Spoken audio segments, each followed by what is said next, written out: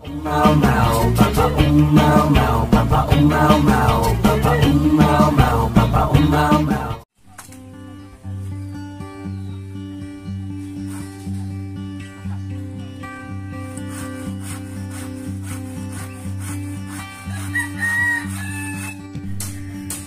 guys, ito naman yung ating bagong Rhode Island Rooster, newly acquired para pang supplement kay Rhodes sa breeding natin.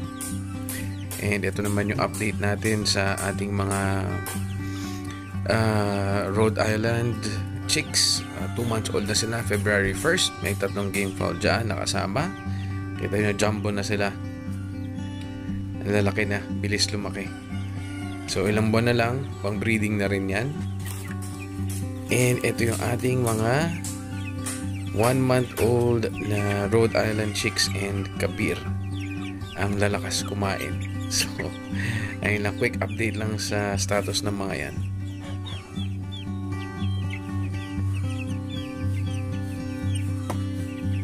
Wala na naman kayong pagkain.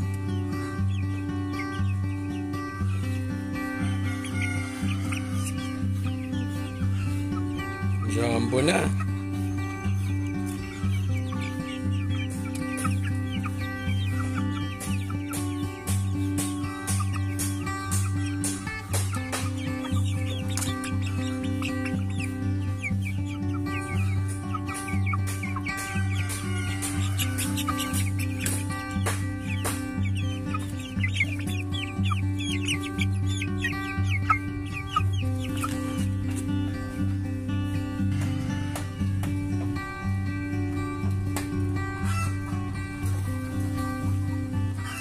Ito naman yung tinatayo nating bagong brooder house sa ating mga 45 days. So, ayan sila. Ito naman yung ating mga upgraded native chicken. Malapit na rin yan i-harvest at ititinda ko na doon sa palengke. So, pinapabigat ko lang ng konti pero malapit na rin yan.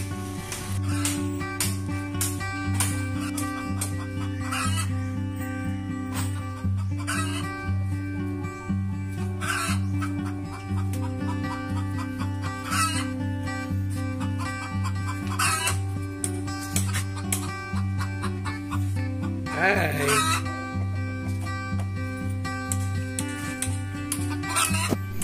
Ito naman yung mga bago nating alagang tuta. Kung naalala nyo guys, kung kasubaybay kayo sa vlog natin, meron tayong 2 asong babae, nanganak parehas. Ayan, 5 lalaking bagong tuta.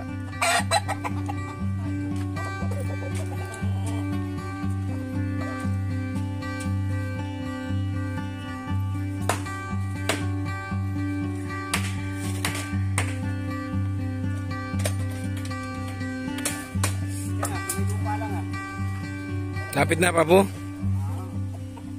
Mamaya bili tayo.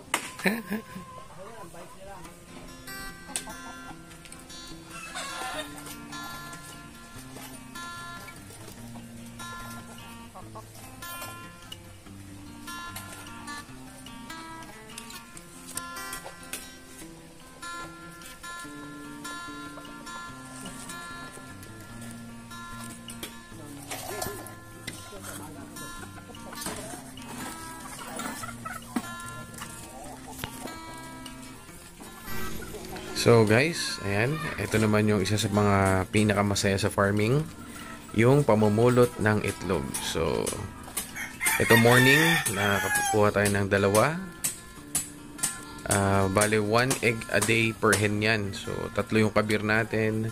Nag-lay sila ngayon ng 2. So, mamayang hapon, magle-lay yung isa. So, for incubation yan, fertile yan. Ganun din dito sa ating Rhode Island Reds. So, sayang 4 lang yung hen nating natira. So, once a day din, 1 egg a day. Ayan yung itlog nila. For incubation din yan, fertile yan.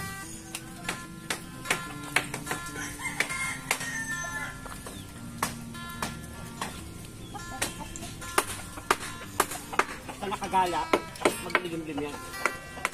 Pero pag hindi nakagala, saka mo na yan. Hindi maglilim-lim yan.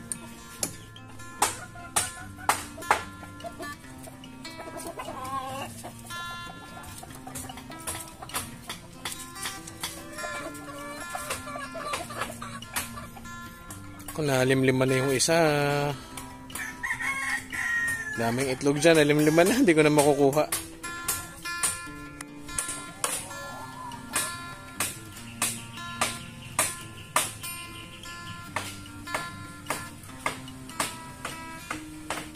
Good morning guys, welcome to another day in the life of Kagawad Mau. And for today's episode, pakita ko lang sa inyo yung ginagawa namin bagong kulungan. And farm update na rin sa mga alaga natin dito sa farm. So, then again, if you haven't subscribed to my channel yet, please don't forget to hit the like, subscribe, and notification bell para lagi kayo updated dito sa latest episodes natin sa Day in the Life of Kagawad Mau. Let's go! Tibay ah! Pwede ba ako sumampa dyan?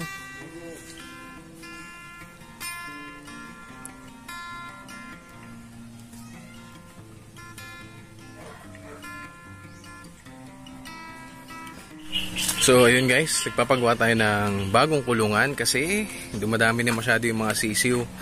Wala na ako mapaglagyan ng 45 days na sisiw kasi nag-incubate na rin tayo ng yung mga native chicken natin, yung game fowls natin, tsaka yung Rhode Island, tsaka Kabir. Eh, tayo na rin na nagpapapisa. So, kailangan ko lang magpagawa ng bago para di tayo maubusan ng space.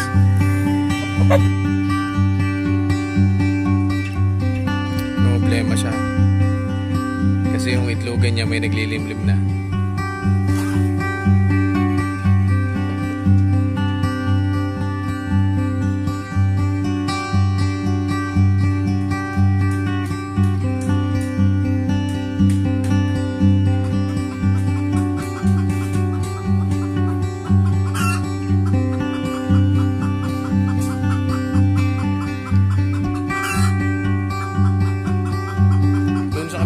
May nilagay akong pugaran doon.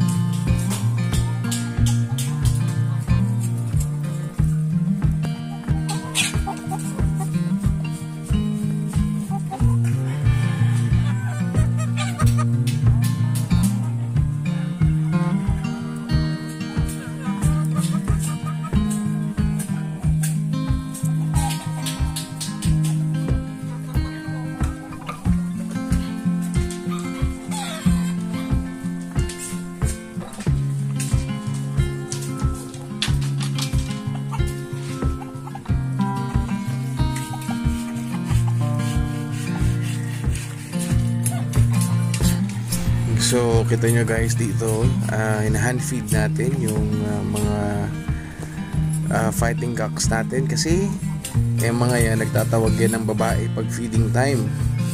So pinapain nila yung babae para makakasta sila. So hindi sila nakakakain. Ayan ang kagaya niyan. So may mga makukulit pang tuta.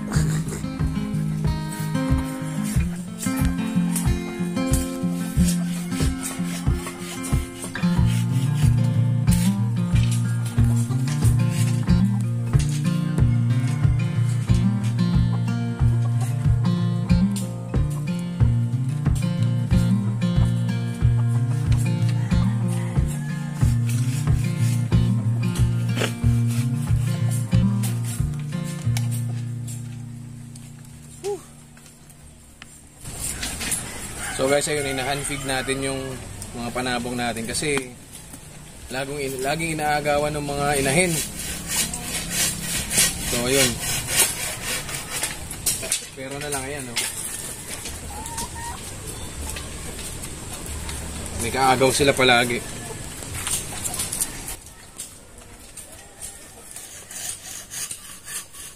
Lalabs.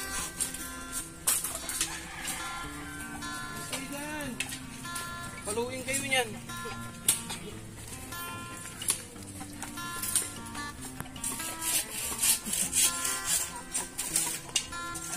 Madumi pa.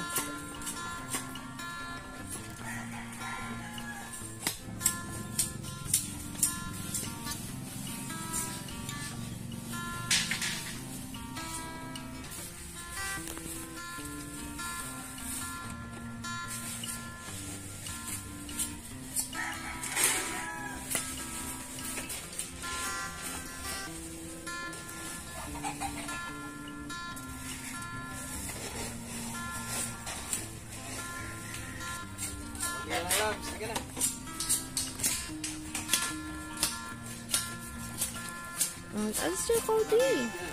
Naglalandi na aso. Hoy, Cody.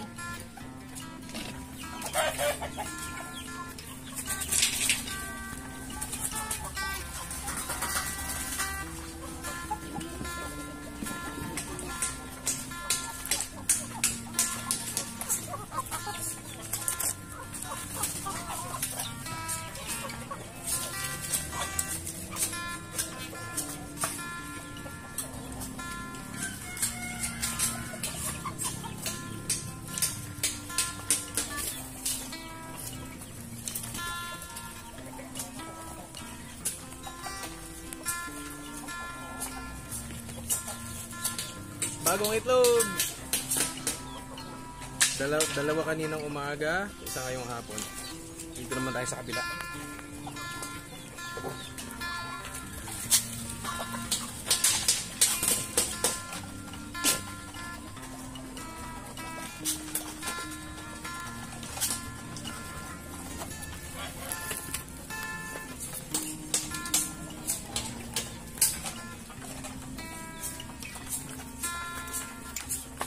More egg.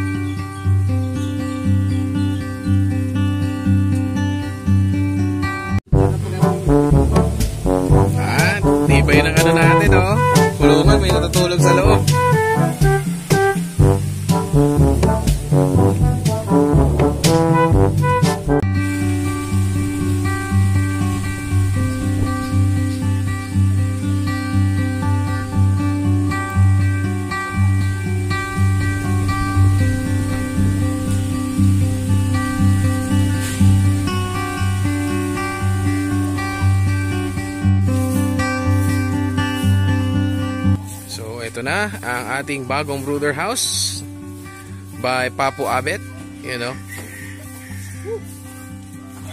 So, sophisticated ang ating lock, bolt and barrel. Ayan, ang loob. Ang sisiw, maliliit yung ano, yung butas. So, kasi siguro dito, ilang Papu kasi sisiw dito? Ilang sisiw? 50. Skip sila dyan.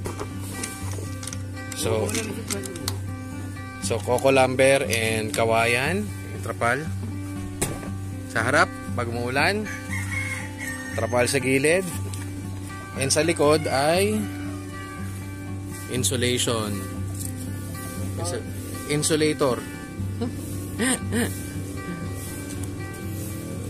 Sa paa naman yan, nakabaon yan sa semento para hindi anayin. Pero pupunasan pa rin yun ng anti-anay mamaya. Nangaling.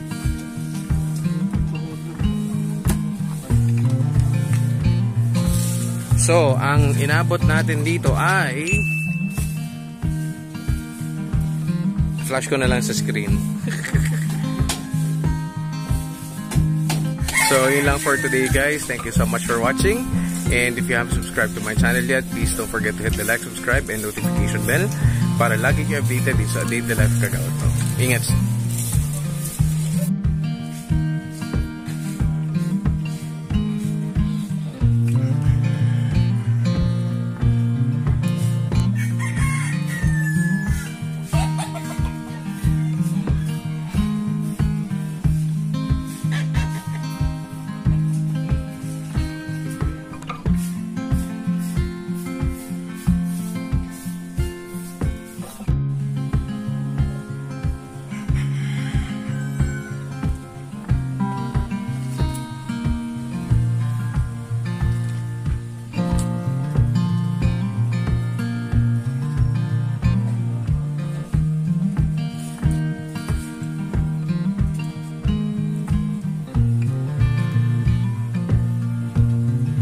Naman ang asawa ko 250 extra service ba yan?